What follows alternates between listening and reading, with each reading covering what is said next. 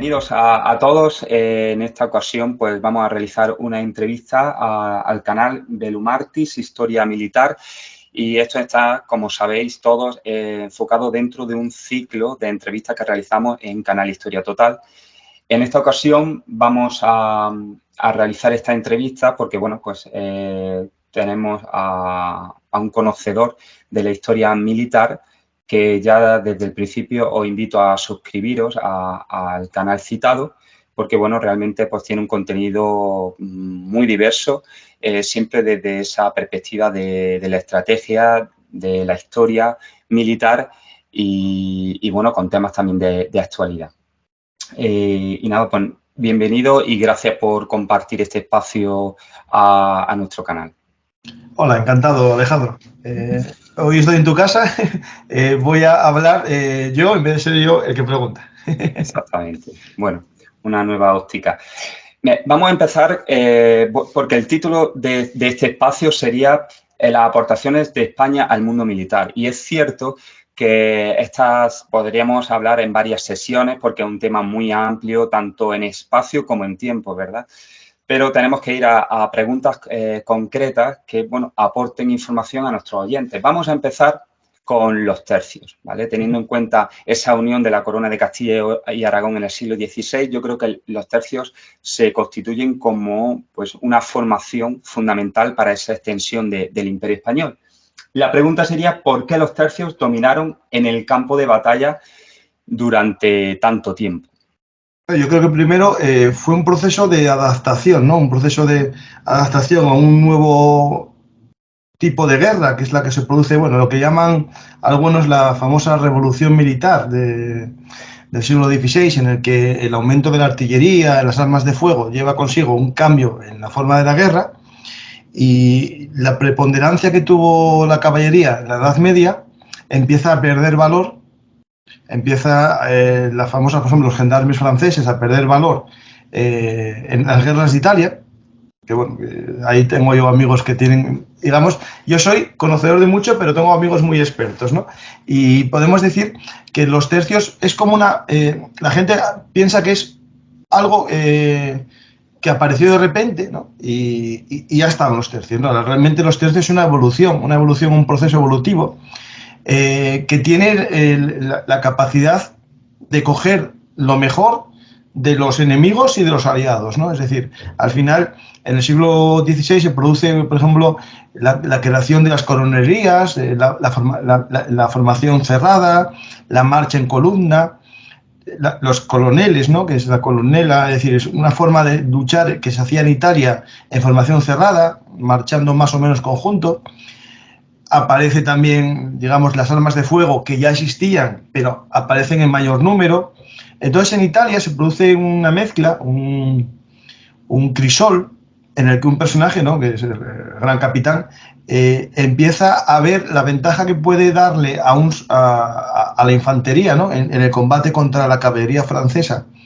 Esas nuevas formas de combatir en formación cerrada con apoyo de armas de fuego, y esa combinación va dando lugar a un tipo de infantería que es capaz de acabar con la hegemonía de la caballería. Al final eso va evolucionando con el paso de los tiempos y aparece el término tercio, ¿no? Pero realmente no hay en sí una fundación. Hay gente que dice, se fundó el tercio con tal cosa, ¿no? Es que lo primero, hablando por ejemplo con Fernando Mogaburo, que es uno de los que viene en el canal, o con otros amigos, ¿no?, cada uno tiene su teoría. Por lo tanto, primero habría que ver lo que es un tercio. Hay gente que dice que un tercio es, pues, un tercio de piqueros, un tercio de arcabuceros y un tercio de mosqueteros. Pero eso es falso, porque los mosqueteros en España fueron muy, muy escasos, porque nuestro arcabuz era un arcabuz medio que no era ni mosquete ni arcabuz. Por lo tanto, valía para las dos cosas. Por lo tanto, esa definición tampoco vale. La de que un tercio es un tercio de piqueros, un tercio de arcabuceros y un tercio de ballesteros, en algún momento pudo valer, pero tampoco, porque no siempre hubo ballesteros.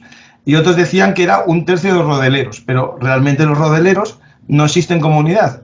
Son piqueros que cogen una rodela y una espada y dejan la pica. Por lo tanto, hay otra definición que habla de que en una guerra había 3 ejércitos del rey que fueron llegando cada uno por su cuenta. Y primero llegó un tercio de mi ejército, otro tercio de mi ejército al día siguiente, y a los 5 días o 6, otro tercio. Y ahí vienen los 3 tercios. A partir de ese momento, según algunas teorías, bueno, se habla de la aparición del tercio como unidad regimental, una unidad de combate, ¿no? Es decir, una unidad de combate. Pero realmente tampoco es así porque no está claro cuánto era un tercio, ¿no? Cada tercio era cambiable. Al final podemos hablar de compañías, que era la unidad táctica más habitual, y esas compañías se unían en tercios, pero esos tercios tampoco eran eternos. Lo que quiero decir con esto, que al final lo que hizo de los tercios un arma muy potente fue su flexibilidad, su capacidad de ir cambiando, de ir modificándose de acuerdo a los enemigos, a los lugares en los que se combate y también un poco a las circunstancias internas del Imperio Español, ¿no? Es decir, ahí hay que tener en cuenta que hablamos del tercio español, pero también había tropas italianas, tropas alemanas, de los Países Bajos también. Es decir, todo eso formaba parte del ejército, digamos, del Imperio Español de Carlos o de la monarquía hispánica, como se utiliza también ese término actualmente. Hay gente que se enfada cuando decimos esto, pero bueno, el término actual, ¿no? Academicista es ese. Al final, ¿la pregunta cuál es? Pues básicamente yo creo que es la flexibilidad, la capacidad que tuvieron de adaptarse al enemigo y sobre todo algo muy importante, que es la profesionalización. Algo que sí que es cierto y hace que el ejército de los tercios sea distinto al medieval, es que ya no estamos ante uniones de armas de un señor que lleva a su hueste, sino el propio rey contrata y recluta soldados que con el paso del tiempo se hacen veteranos y cada vez saben luchar mejor. Y eso es lo que yo creo que hace el secreto del tercio, ¿no? Es decir, la profesionalización. Voy a hacerte publicidad de un libro que tengo aquí atrás. Mi único libro por ahora, es de Cayo Mario, que es el que hizo lo mismo con las legiones romanas. Es decir, Roma ya tenía legiones, pero lo que les hizo a las legiones invencibles, desde mi punto de vista, fue la profesionalización. Fue en el momento en que dejaron de ser personas que iban reclutadas por un año y tenían unas ganas de volver a su casa como locos, a convertirlos en profesionales y que su única vida era la milicia. Y eso hizo que fuesen mejores soldados. De hecho, bueno, la palabra soldado está referido a sueldo, ¿no? Si no, no son soldados, son milicianos o son otra cosa. Entonces podríamos concluir que quizás los tercios se puede constituir como la primera formación de la etapa moderna, ¿no? De esa transición entre el mundo medieval, ¿verdad?, que eras fiel a un señor, ¿verdad?, hacia esa profesionalización del ejército, constituyéndose como eso, un ejército profesional que ya es, pues sigue al rey, ¿no? Sí. Y ahí voy a puntualizar una cosa para que no me salte nadie al cuello. El primer... A ver, hay más ejemplos a lo largo de la historia, ¿vale? Pero lo primero, profesionalizar o hacerlo permanente como un ejército real, podemos ir a 2 cuerpos que son previos, los guardas de Castilla, las famosas mangas verdes, ¿no?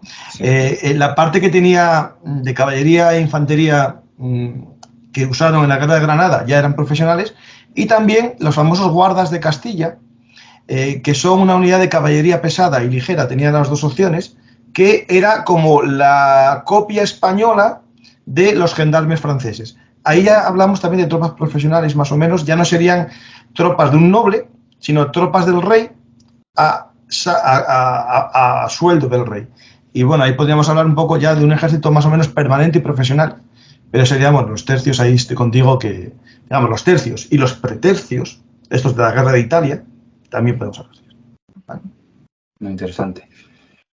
Bien, vamos a hacer un salto en el tiempo y nos vamos a esa transición de las dinastías Austria hacia los Borbones. La pregunta es ¿qué cambios se produjeron en el mundo militar con el cambio de dinastía?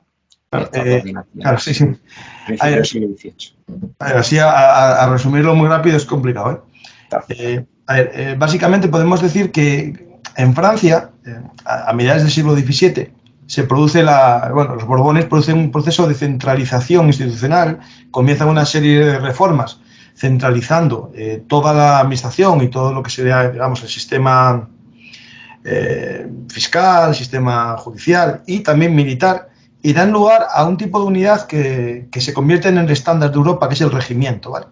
Ese regimiento tiene elementos comunes con un tercio, pero sobre todo cambia un poco su orgánica, son más pequeños, generalizan el uso del uniforme, aunque, lo quiero decir claro, también los tercios de final del siglo XVII, ya tenían cierta uniformidad, los pardos, los amarillos, es decir, había cierta uniformidad.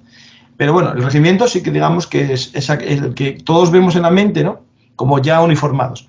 Pero quiero decir que los tercios finales del siglo XVII ya tenían. Pero yo creo que lo que más hace distinto, o lo que diferencia completamente, es el comienzo del uso, por ejemplo, de la bayoneta, que no se usa tanto en los tercios de forma normalizada, porque había picas, y los regimientos de la época borbónica ya usan la bayoneta como elemento de defensa contra la caballería. Digamos que ese es un cambio que permite mayor flexibilidad porque aumenta la capacidad de tiro de una unidad. Es decir, una unidad, si tú tienes 50 piqueros y 20 arcabuceros o mosqueteros, reduces mucho la capacidad de tiro. Al dotar un regimiento totalmente de fusileros con bayoneta, tienes todo bocas de disparo. Eso aumenta la capacidad de ataque de la unidad. Por eso se va produciendo esa transformación del tercio al regimiento. Es un orgánico por el número de tropas que hay, pero eso tampoco es importante porque al final, si te das cuenta, nunca un tercio es completo. Un tercio va variando, teóricamente puede ser de X, pero realmente tiene X menos Y, y otro tercio es Y más X. Es decir, nunca hubo una estandarización porque la realidad en la historia, una cosa es el listado teórico, otro el listado orgánico y otro el listado real, porque el real faltan 50 que están de diarrea y otros 20 que están de borrachera. Es decir, la realidad nunca es ni los libros ni los asientos contables, ¿no? Pues yo creo que podemos decir que el regimiento hace eso, es decir, generaliza un tipo de soldado único en las unidades en vez de haber especialidades. Si puedes, lo estoy simplificando mucho porque el programa es muy rápido, pero podemos decirlo así. La llegada de los Borbones supuso la introducción del sistema francés en vez del sistema tradicional de los Austrias. Y España se adaptó a esos cambios tecnológicos militares en el campo de batalla. ¿Y tiene esto que ver algo con la pérdida de auge de España? Porque todos coincidimos que la hay a partir de los Borbones. A ver, ahí hay... ¿cómo explicarlo? Hay la leyenda negra, ¿no? Sí. Existe mucho con América y con todos los abusos o no abusos que hubo en la colonización y en la conquista, pero también hay cierto legendarismo con los Borbones. Es decir, los primeros Borbones, cada vez que yo estudio y tengo libros muy interesantes sobre el siglo XVIII y amigos que fueron a mi canal expertos en el siglo XVIII, realmente el siglo XVIII es un siglo bastante poderoso en España, desde el siglo de las luces, ¿no? Que parece que alumbró a toda Europa menos a nosotros. A nosotros se fundió la luz o hubo un eclipse y parece que el siglo XVIII español fue de lo peor, ¿no? El siglo XVIII tuvo momentos cumbres del ejército español. Por ejemplo, el famoso, el que más conocido de todos, ¿no? Blas de Lezo es del siglo XVIII. No es del siglo XV, ni el XVI, ni el XIX, es del XVIII. Nuestra Marina tuvo esplendor. Pasó periodos muy malos por crisis económicas y periodos muy buenos gracias a Tigre Juan y a otros espías, ingenieros que robaron los planos de los barcos ingleses y crearon modelos propios. En la infantería pasó lo mismo. Tuvimos momentos malos por muchas guerras, por ejemplo, la guerra de sucesión al trono, la española, pero después, al poco tiempo, España entró en las famosas guerras de recuperación o de prestigio, que es cuando el propio Felipe V quiere recuperar lo perdido en la guerra de sucesión y hace las famosas guerras en Italia, que tiene bastantes éxitos y recupera parte del control. En América, ¿qué nos pasa? El problema en América, por ejemplo, en la guerra de independencia, que salió hace poco Biden diciendo que algunos dicen que les debemos la independencia. Pues tiene razón, es decir, les ayudamos. ¿Hubiesen sido independientes sin nosotros? Puede que sí, pero hubiese costado más tiempo. Si olvidas todas las armas que les dimos, todos los uniformes que les dimos, porque fuimos los que los uniformamos. Si olvidas a Gálvez y todas las batallas en Pensacola, la zona de Ohio, esa zona norte de Chicago, Illinois, que estuvo también una pequeña guarnición española protegiendo la parte alta del Mississippi. Todo eso lo olvidas y, claro, parece que España en el siglo XVIII no hizo nada. No, el siglo XVIII tiene momentos de esplendor. Yo tengo un artículo en mi blog sobre la medicina española militar en el siglo XVIII, cómo se crearon academias militares de medicina, se crearon libros de cirugía. La idea es mucho más, lo que pasa es que la leyenda negra tiene también un toque contra los Borbones. ¿Qué pasa? Que los Borbones tuvieron elementos muy buenos también.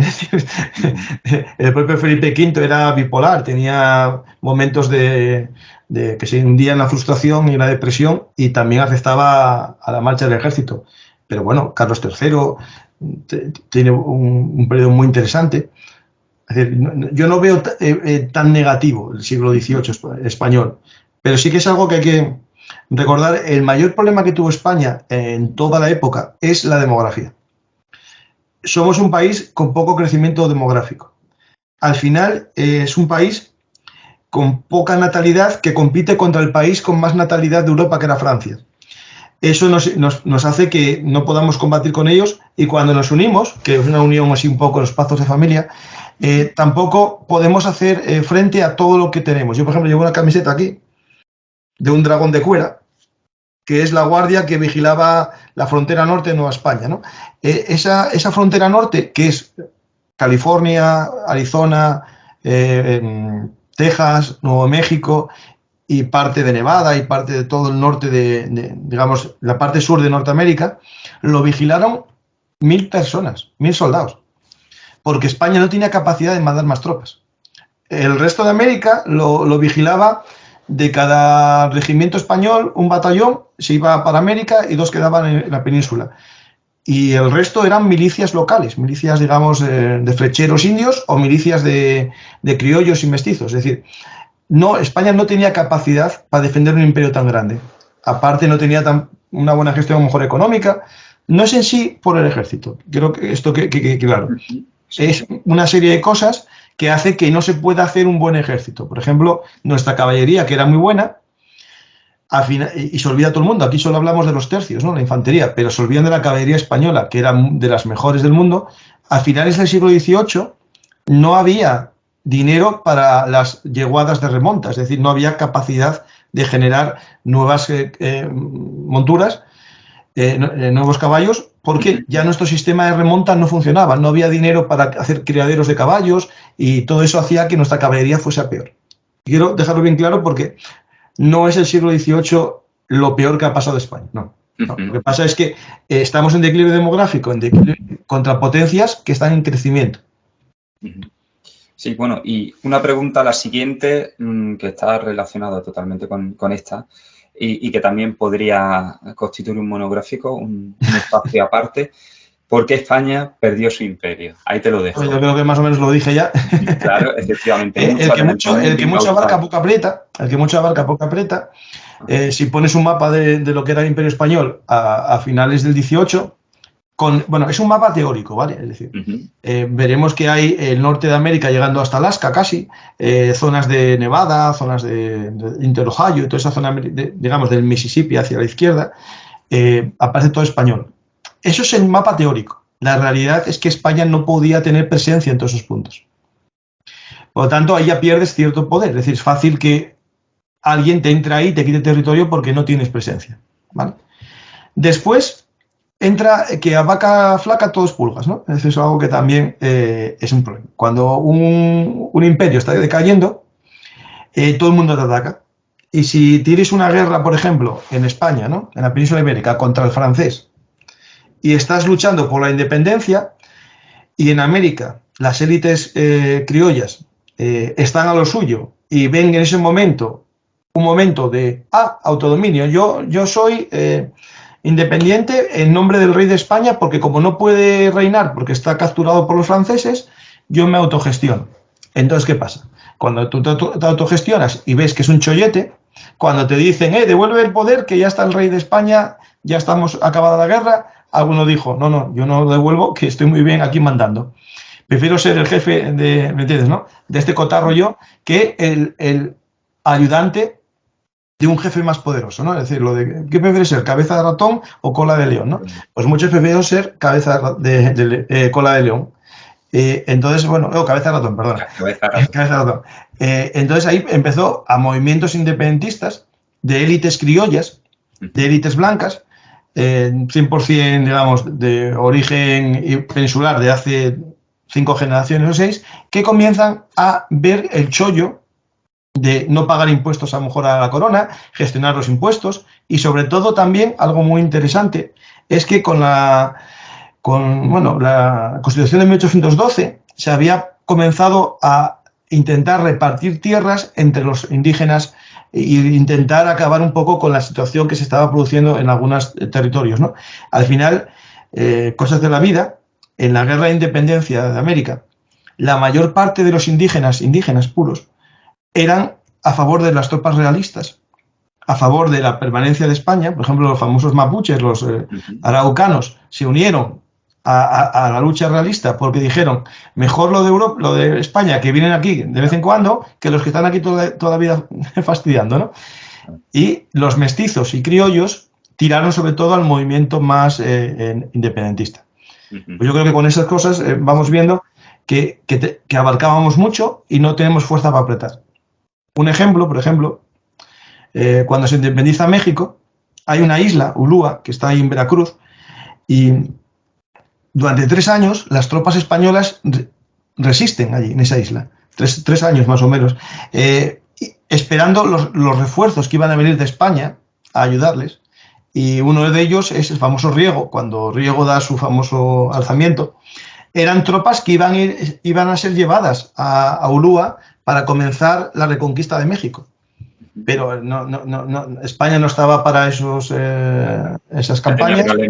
Teníamos problemas internos, políticos, económicos, y al final es lo que te digo. Es decir, cuando ya estás muy débil, pues todos son puras. Claro, y mira, establezco también paralelismos en definitiva con la teoría de la caída de los imperios, ¿no? Estábamos hablando de la defensa de ese perímetro de la frontera y se me venía a la cabeza el Imperio Romano, ¿verdad? Que también sufría ese problema de población, también el pago de impuestos, pues esa independencia de Estados Unidos, ¿no? Ese común denominador que son el pago de impuestos. En fin, volviendo a las preguntas, hay también una pregunta de carácter general que habla de cuál fue el mayor acierto a nivel militar de España. Aquí puede ser en el ámbito de estrategia en el campo de batalla, a nivel tecnológico, armamento. ¿Cuál fue el mayor acierto y cuál fue el mayor error? Quizá lo hayas ya comentado. Yo creo que el mayor acierto fue apostar por las armas de fuego portátiles y las armas de fuego en general, el cañón, de los primeros. Es decir, es cierto que las armas de fuego se usaron desde el siglo XIV y XIII en algunos casos, la artillería, ¿no? Pero España en la guerra de Granada, ahí se generalizó el uso de la artillería real. Es decir, el rey apostó, los reyes, los dos, apostaron por el empleo de artillería para acabar con las defensas nazarís. Y eso llevó a una apuesta por la importancia de la artillería y, sobre todo, de las armas de fuego. Es decir, empezar a emplear el arma portátil de forma generalizada. Que eso después, lo que te comenté al principio del programa, yo creo que es lo que dio lugar a los tercios. Es decir, darle más importancia al arma de fuego. Y lo que menos... El error, pues, no sé, yo mira, viendo guerras actuales, ¿no? A veces te planteas si una retirada táctica de un territorio te permite defender mejor el resto, ¿no? Pero claro, es que es muy complicado, porque, por ejemplo, en el Caribe, ¿qué pasó? España se retiró de ciertas islas del Caribe y no luchó por ellas. Al final eso puede decir tú, mira, pues dejo estas islas que no molestan, pero defiendo mejor otras. Al final, ¿qué pasa? Que generas una plataforma para que el enemigo te ataque más constantemente. Al final es complicado, ¿no? Yo creo que el problema que podemos decir un poco que tuvo España es económico, la mala gestión de los recursos. Yo creo que podemos decirlo por ahí, pero quiero también decir una cosa, no es por un tema de corrupción, es por un tema de que se abarcó más de lo que se podía tener. Es decir, España es un país demográficamente muy pequeño en el momento de la Edad Moderna. Es decir, cualquier libro que se lea, cualquier libro serio que se vea de la Edad Moderna, manuales de historia, tal, te dicen siempre la crisis demográfica española. Y ese es el mayor problema que tuvimos siempre. Bueno, y tenemos a día de hoy. Esto es muy opinable, claro. La mayor victoria, la mayor derrota del Imperio Español, que causa un punto de inflexión tanto para una trayectoria positiva como negativa. El Imperio Español. Vale. Yo creo que las mayores victorias fueron las que empezaron a encumbrarle, ¿no? Y podemos ir a las de Gran Capital o, por ejemplo, Pavía. Yo creo que Pavía es un momento que en tierra es un momento decisivo, marca el esplendor del ejército imperial. Bueno, digo imperial porque en Pavía lucharon muchos lasquenetes más que tropas castellanas, ¿vale? Pero, y aragoneses. Yo creo que Pavía es el momento que marca un periodo de crecimiento del imperio, digamos, hispano-germano, español, ese momento. Y después... La mayor derrota.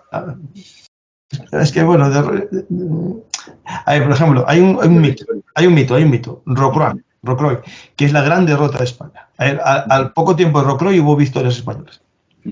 Por tanto... Por la película también, ¿no? Justo, ¿no? Efectivamente, como ese punto de inflexión donde ya se marca ese punto como el momento de crisis, ¿no?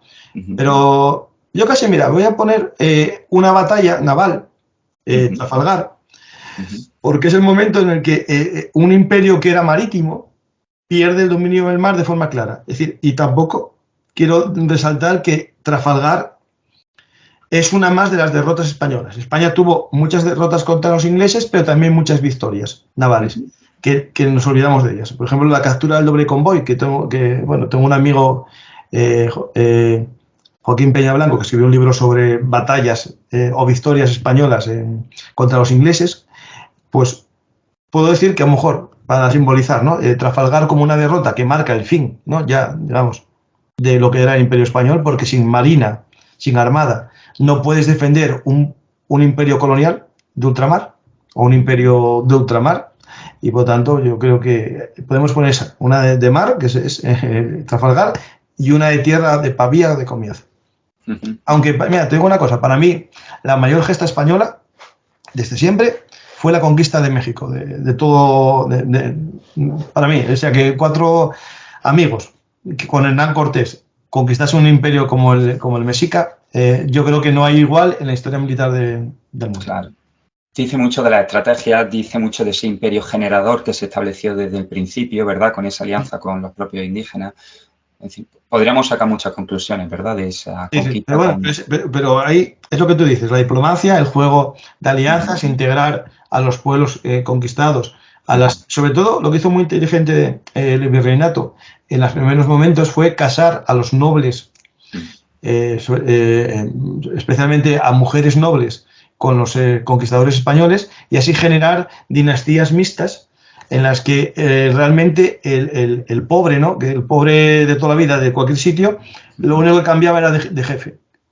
Digamos, cambiaba de jefe, pero al final era el mismo, eran los Montezuma Cortés, por ejemplo. Pues ya está, tenemos ahí un cambio ni de nombre. Básicamente te siguen mandando el mismo.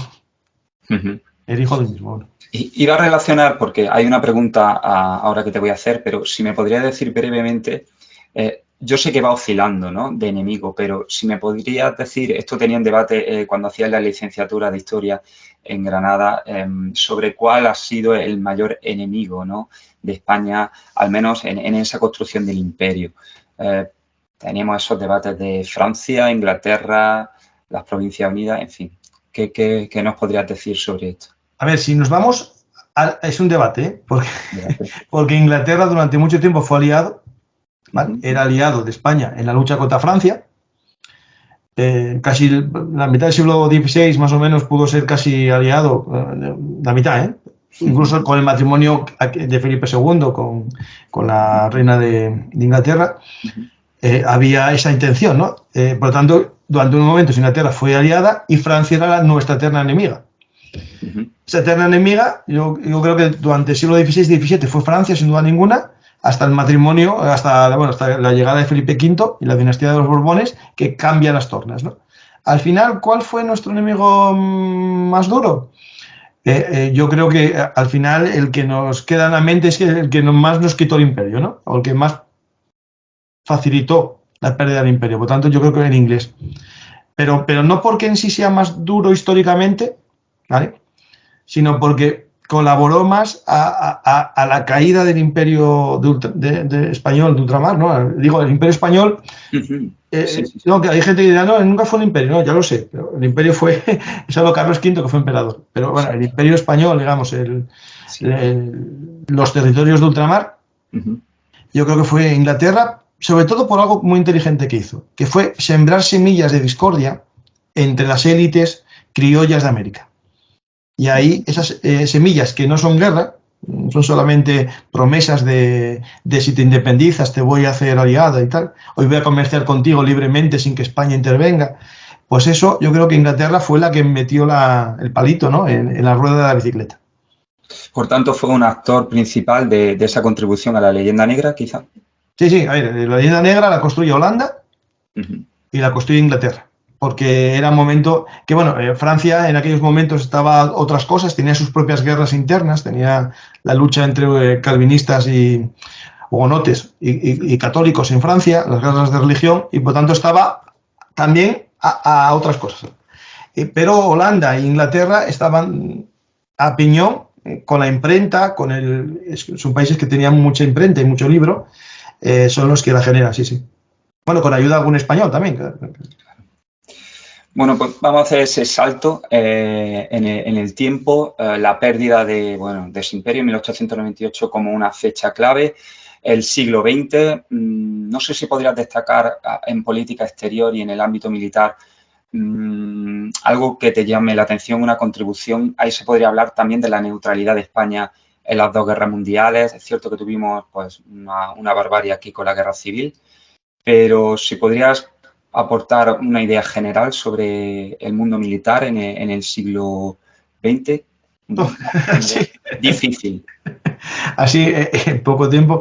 Básicamente, podemos empezar, que empezamos el siglo XX con resquemor de haber perdido un imperio y querer crear otro.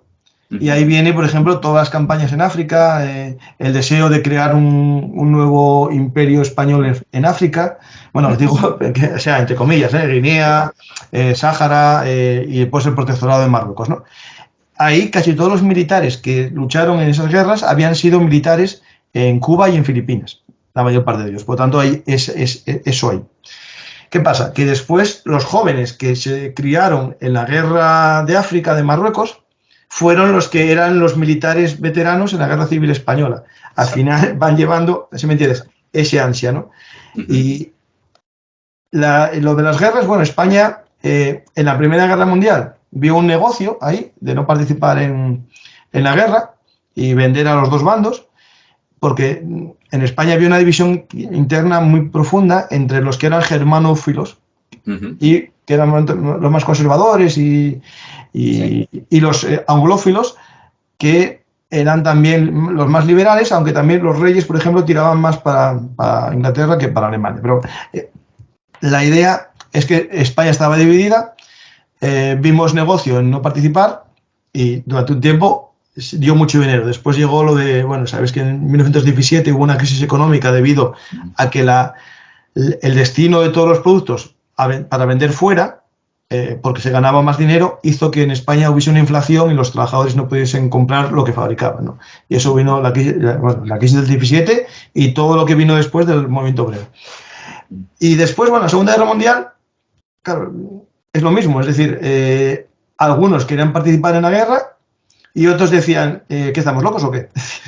Acabamos de salir de la guerra civil y no tenemos capacidad de entrar en una guerra, e incluso muchos de los militares que se habían unido a la guerra civil en el bando de los que querían participar en Alemania eran claramente pro-británicos e incluso tenían negociado con los británicos que si invadían iban a ayudar ellos a los británicos, e incluso militares que atacarían a las tropas alemanas que entrasen en España. No había, es decir, la gente, por desgracia, el mundo es blanco o negro para mucha gente y consideran que como Franco era de un lado, todos los que eran de su bando eran iguales. Y la realidad es que había división interna muy profunda entre los que, digamos, eran falangistas e intervencionistas en la guerra y los monárquicos, que estaban más bien a favor de los británicos. No digo de los aliados, no, de los británicos.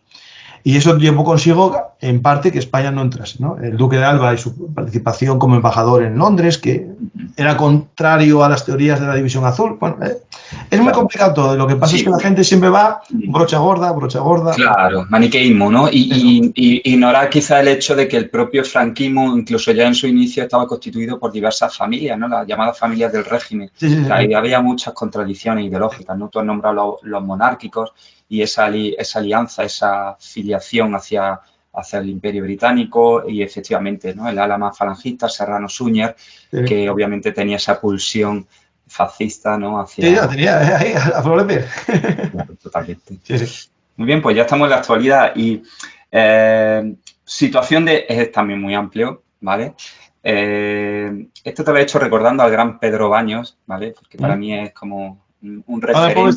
El pobre está de capa caída. Voy a ver si lo invito a mi canal. Sí. Sobre todo porque es un hombre con una gran formación, pero que lo desgrana ese conocimiento hacia la divulgación de forma fantástica, ¿no? Lo hace muy bien. Yo tengo otros libros y me gusta mucho. Sí. Y sobre todo un punto que estabas hablando antes, de blanco-negro. Y por eso ha recibido tantas críticas Pedro Baños. Y es que no es que sea equidistante, pero sabe ver esas contradicciones que surgen en los diferentes bandos, ¿no? Y esos intereses que todos los bandos, por ejemplo, en la guerra de Ucrania, pues tienen. Entonces, volviendo a esa pregunta, situación de España en cuanto a la estrategia militar, defensa y política exterior actualmente. ¿Cómo ves a España en el plano internacional, en su capacidad militar, en esos puntos calientes, ¿no? que tenemos, que son bastante conocidos? Desde el punto de vista, yo soy historiador, pero también estudiaré, bueno, yo soy un hombre, digamos, de estos que te da todo, ¿no? Y la actualidad me gusta, no soy especialista, no hice ningún máster de actualidad, aunque tengo ganas de hacer uno, pero me gusta. De hecho, en mi canal hicimos un seguimiento bastante profundo de la guerra de Ucrania, e incluso en enero yo publiqué un Twitter que la guerra iba a empezar entre el 16 y el 23 de febrero, y creo que no nos confundimos por mucho, fue el 24, porque hay un retraso. Putin se retrasó, no porque nosotros nos confundiésemos. Sí, hay un retraso porque dudó. Dicen los expertos que dudó porque él no lo tenía muy seguro. Es decir, Putin, aunque nos parezca raro, no era el más radical del gobierno ruso a favor de la guerra. De hecho, se está viendo ahora que Fazón Medvedev, que fue el presidente mucho tiempo, es más radical que él. Pues bueno, todo eso, al final, ¿a qué viene? Que el blanco y negro es muy fácil. El mundo es maniqueo cada vez más, porque la gente tiene una educación básica cada vez más sencilla y nos enseñan que todo es blanco o negro, es decir, o eres una cosa o eres otra. Y la realidad es que el mundo es muy complejo. A mí me gusta analizarlo, me gusta entender lo que piensan las otras personas y explicarlo. Y eso me lleva a que en un programa me llamen pro-ucraniano y en el siguiente pro-ruso. Y en uno me llamen pro-OTAN y otros me digan que estoy en contra de la OTAN. La realidad es que hay que analizar las cosas como son, blanco y negro. Y España, como país, tiene que tener su propia política internacional, exterior o de defensa, y no la política exterior o internacional de otros. Como que, aunque seamos un mindungui, es decir, nosotros somos un mindungui de país. Francia oscila, pero normalmente Francia es un país que tiene claramente cuál es su política de defensa y cuál es su política internacional. Cuando está a favor de su política con lo que dice la OTAN, es un claramente otanista, y cuando no, se sale. por ejemplo, esto hay gente que no lo sabe, pero tú te puedes salir de la OTAN, de la parte política y quedarte solo con la militar. Francia se salió durante mucho tiempo de la parte política, él no tomaba decisiones políticas, sino solo militares, porque quería mantener su propio sistema, digamos, de política internacional, ¿no?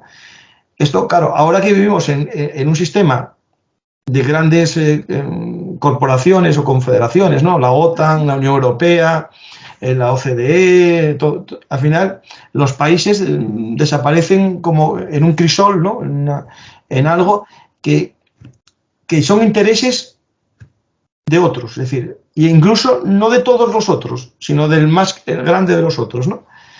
Y, por ejemplo, España, yo estoy a favor de que esté en la OTAN desde pequeño, es decir, yo lo vi bien, igual que la Unión Europea, estoy a favor, sé que tiene sus contras y sus pros, más pros que contras, pero también tengo que tener en cuenta que un país tiene que tener claro cuáles son sus amenazas, ¿no?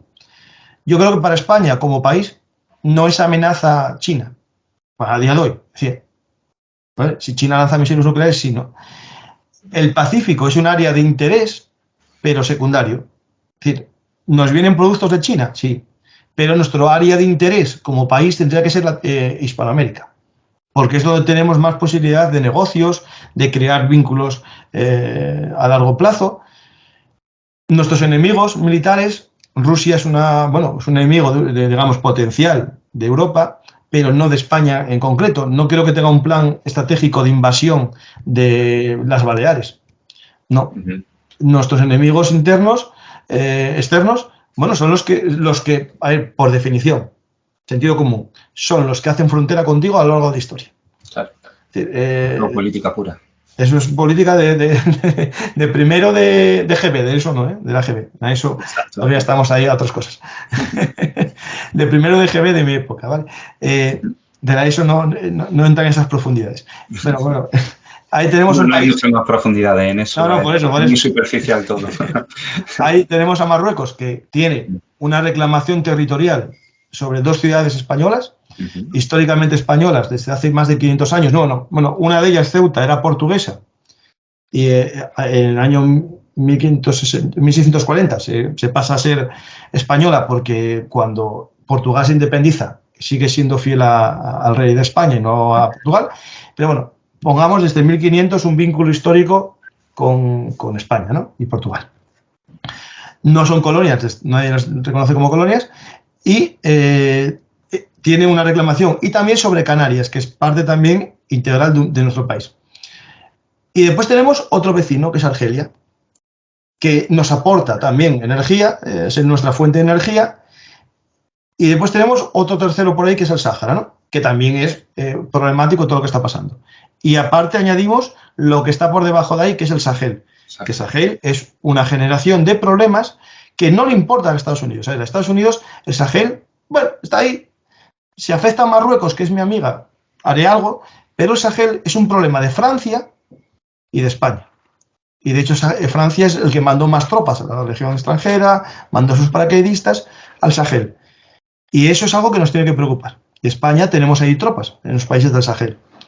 Nos tiene que preocupar porque hay problemas internos, problemas, por ejemplo, de terrorismo yihadista en el Sahel, los independentistas tuareg en alguna zona que no son en sí yihadistas, sino un nacionalismo distinto. Después tenemos presencia china en toda África, que nos puede afectar, y presencia rusa en el Sahel, en algunos países muy potente, que llevó consigo un golpe de Estado recientemente para acabar con un gobierno pro-francés, ¿no? Es decir, mi agenda yo la tengo clara. El problema es que nuestro gobierno y nuestros gobiernos puede que no la tengan clara.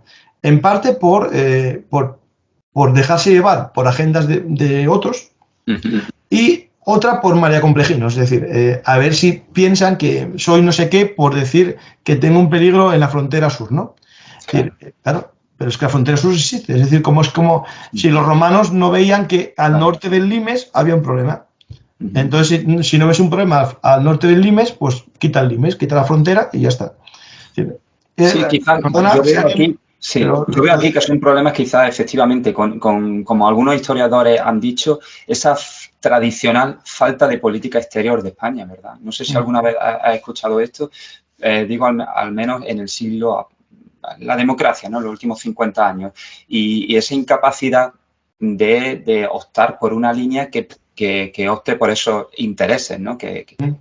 Nacionales y no tener complejos, efectivamente, no tener complejos a la hora, por ejemplo, de decir, pues tenemos un problema, no solo en ese límite con el norte de África, también un problema cultural, ¿no? Yo creo que hay batallas culturales que no se enfrentan, no sé si es por ese miedo a ciertas ideologías que... como no estoy en mi canal, y estoy en el tuyo, pues voy a hablar cosas que no hablo en mi canal, a lo mejor.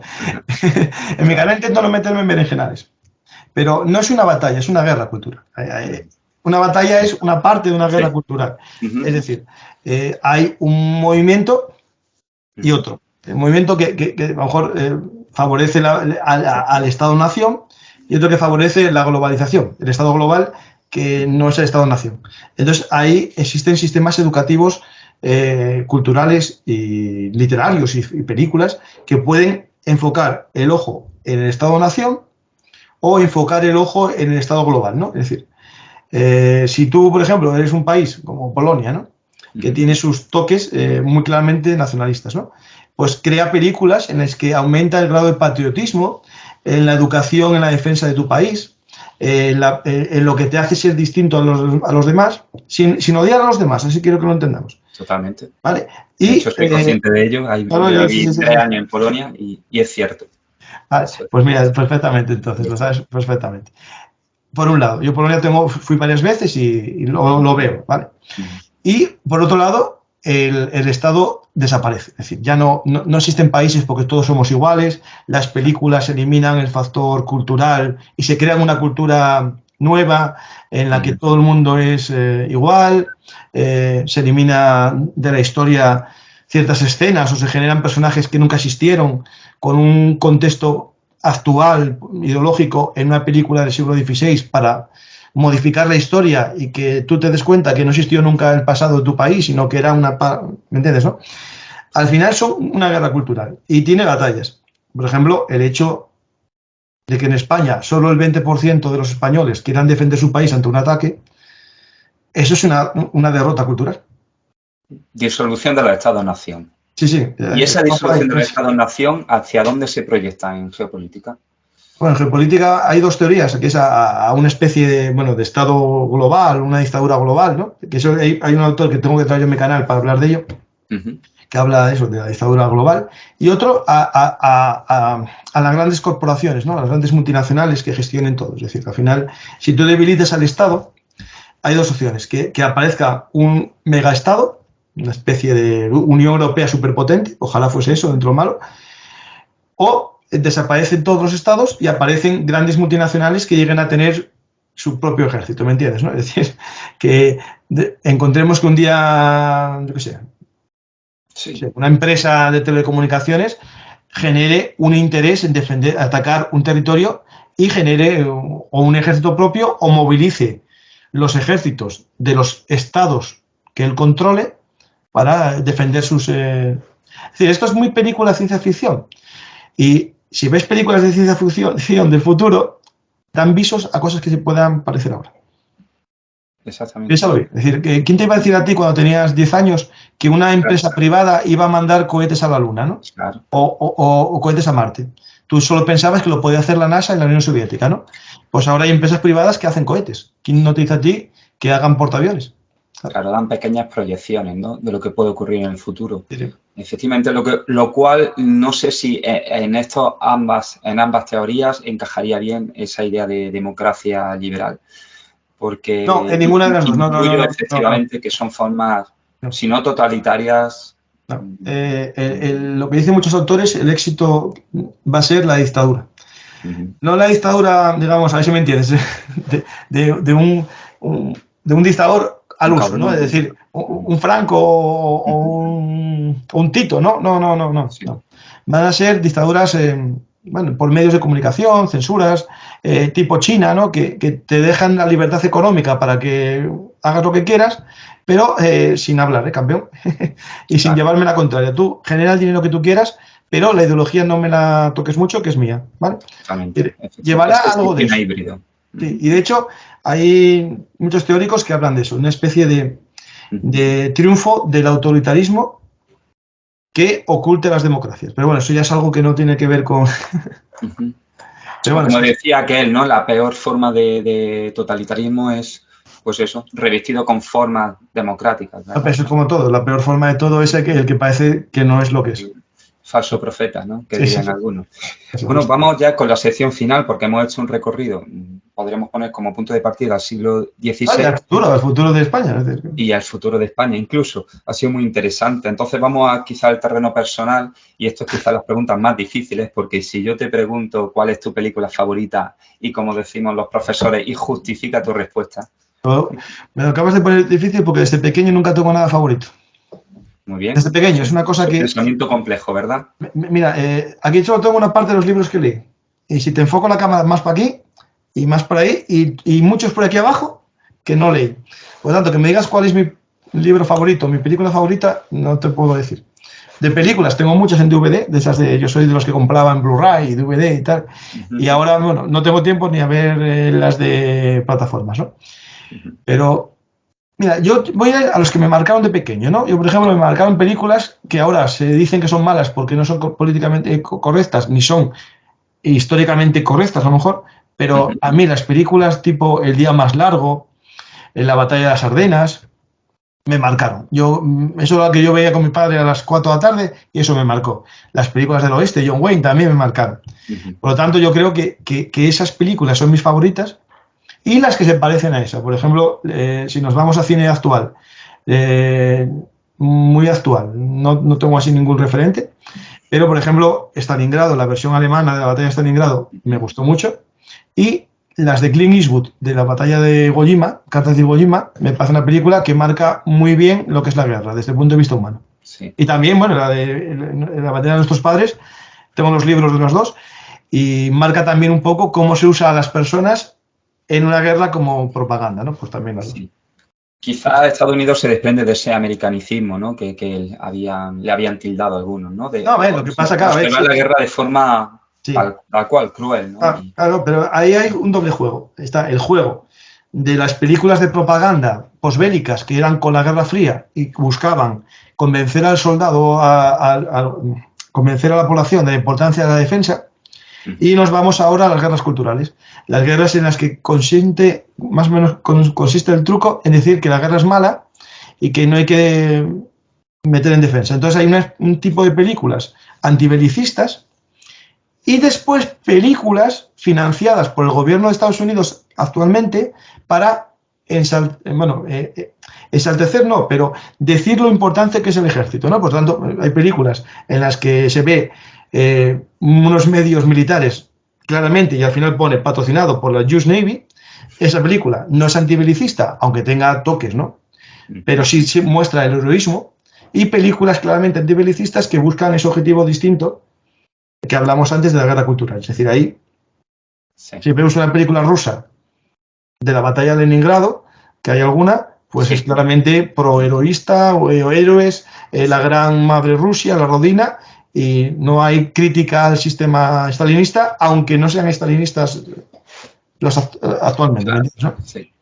Bueno, pues entonces supongo que la siguiente pregunta irá enlazada, ¿no? con la primera, con esta última. Es decir, ¿cuál es tu libro favorito? Si no tu libro favorito, porque yo creo que es incluso más difícil que una película, ¿no? Para los que somos lectores, ahí te veo. Pero, ¿por qué no recomiendas un libro interesante, un libro para el público 14, 16, 18 años? Estos alumnos de secundaria para... ¡Mi libro! Venga, perfecto. A ver, voy a hacer publicidad de mi libro. Mi libro Cayo Mario, escuchad, no es eso lo que quiero decir. Pero sí que está pensado para todo el público, porque considero que un libro de historia tiene que ser divulgativo. Tiene que ser con pocas notas a pie de página, sin dejar que un lector vaya 50 páginas atrás para entender lo que es la palabra sufragium, pues lo explico en el mismo texto.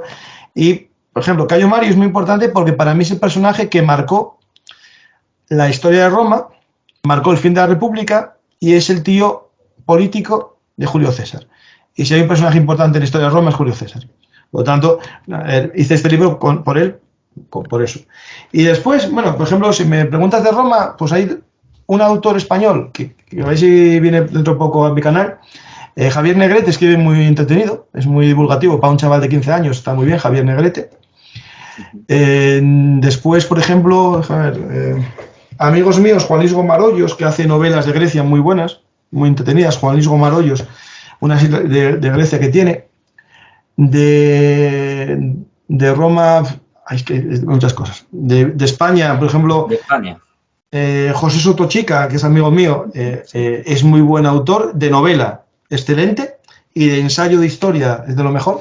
Sus libros sobre la caída de Roma y los visigodos, el que hizo de los visigodos, es muy bueno. ¿Y qué más? De los tercios, por ejemplo, es que tantos, es decir, por ejemplo, yo tengo este. Sí, enseña. Lo tengo aquí, el de Cuatro Fages, que es casi imposible conseguirlo. El de los tercios de Cuatro Fages. Es un buen manual, pero no es para un chaval de 15 años. Para un chaval de 15 años, por ejemplo, es que claro, déjame pensar, ¿eh? Sobre los tercios tengo uno de tercios. Este, por ejemplo. No, este Esparza, es que Esparza le da siempre un sesgo un poco. Bueno, sí. Está la triste también, ¿no? Sí, pero por ejemplo, este de Esparza. De Esparza, sí, ese lo tengo yo. Está bien porque te va jugando una evolución histórica con pinturas de un conocido mío, Ferré Clausel, y te va haciendo un recorrido de la historia de los tercios y te va mostrando cómo fue la evolución. Está bien, pero es un tipo de novela, no es un ensayo muy bueno. Claro. Muy bien, yo creo que es suficiente. Entonces, es cierto que has dicho antes el calendario, ¿no? Porque, bueno, has realizado estudios sobre ello, pero la última pregunta de todos, personaje militar con el que te quedarías, ¿no? Por su aportación a ese campo. Español, ¿no? Español, por supuesto. Y luego me dice uno internacional, ¿por qué no? No, tampoco, es que a mí, yo de verdad, no soy de esos ahí todos tienen sus lados bueno y malo. Pero me voy, yo creo que vuelvo a Hernán Cortés, no porque hiciese ninguna reforma militar potente, sino porque la gesta que él hizo es de las más épicas de la historia de la humanidad. Es decir, ahora le están dando de huello por la leyenda negra, por todo lo que hizo. Sí. Pero la realidad es que un personaje como él, con 4 amigos, escapando de Cuba, sin permiso del gobernador, llegasen a una costa que no sabían lo que había, descubriesen que había una ciudad inmensa, llena de gente y riquezas, y con 4 amigos convenciesen a todos los enemigos del otro a unirse a él, que era un mindón, que estar 400 o 500 personas allí. Eso lo que él hizo es digno de, por lo menos, de ponerlo, no sé si al nivel de la Guerra de las Galias de Julio César. Es decir, la Guerra de las Galias de Julio César, que me cae muy bien, y es el sobrino de Micayo Mario, tardó más de 10 años en conquistar las Galias con todo el ejército potente de Roma. Y Hernán Cortés, bueno, hizo en menos tiempo y un imperio muy grande. Porque en las Galias no había un imperio como tal establecido. Y después ya, lo que es la conquista... yo a mí me gusta el término conquista, sé que no es políticamente correcto, pero el término descubrimiento de América no me gusta porque no descubrieron nada, y había gente ya. Por tanto, el término militar es conquista. Ellos usan invasión, pero yo soy español, por tanto... Conquista. Era habla, ¿no? Sí, yo eso lo dejo claro porque en los programas que tengo sobre la conquista, que un amigo mío, David Nievas, hace una serie en podcast, ya van por 25 capítulos, a una duración media de 3 horas o 4, lo titulamos La Conquista y explicamos eso, en que una palabra conquista es para otro invasión. Claro, bueno, ambos sabemos que hay un revisionismo y que eso incluye también la revisión de los términos, ¿no? Que es que en casi todos los ámbitos. Muy bien, pues nada, hemos terminado y ahora el espacio este que te ofrezco es para promocionar pues toda tu actividad. Los libros ya lo has hecho, pues tu canal, háblanos un poquito cuál es tu actividad en la web, un canal muy creativo, soy testigo de ello y adelante. A ver, Belungarti surgió como un blog en aquella época de los 2011 que se llevaba a los blogs y creaba mucho contenido. La vida cambió, la gente se dedica a los vídeos y se dedica al podcast. Entonces, yo, como hicieron los tercios, me actualicé y soy flexible y me modernicé a los podcasts.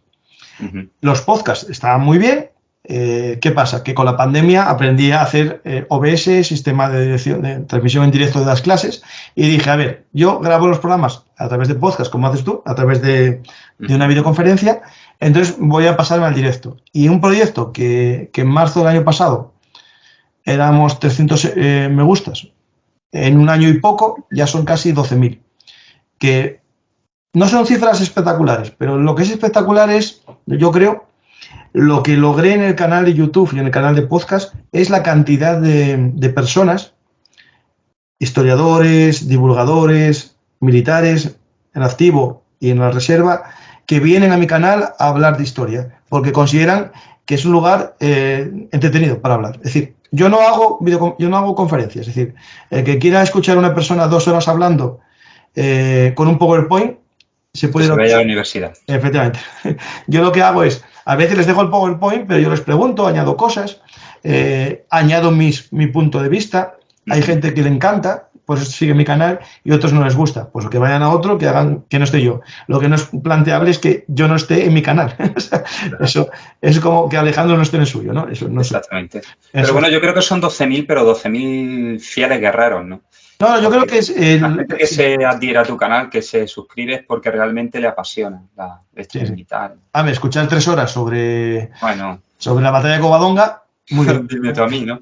Yo como asturiano, muy bien, pero hay gente que no. Pero lo que tú dices, hay gente muy fiel, que yo eso sí lo noto. Es decir, hay una cosa en la vida que es el enganche, ¿no? Es decir, en la vida, ¿qué es mejor? Tener 150.000 seguidores y que no tengan ningún enganche contigo, o tener 10.000 y que tengan una relación con el canal. Es decir, yo por ejemplo, el número de mecenas, el número de Patreons, para el número de seguidores que tengo es casi igual que canales con 100.000. Eso es porque doy un contenido distinto. Un contenido... voy a decir una cosa que me parece importante, en profundidad. La gente joven, los que te escuchan tu canal, en el mío no están. En el mío son gente de 40, 50 años. Pero yo quiero que vaya gente joven.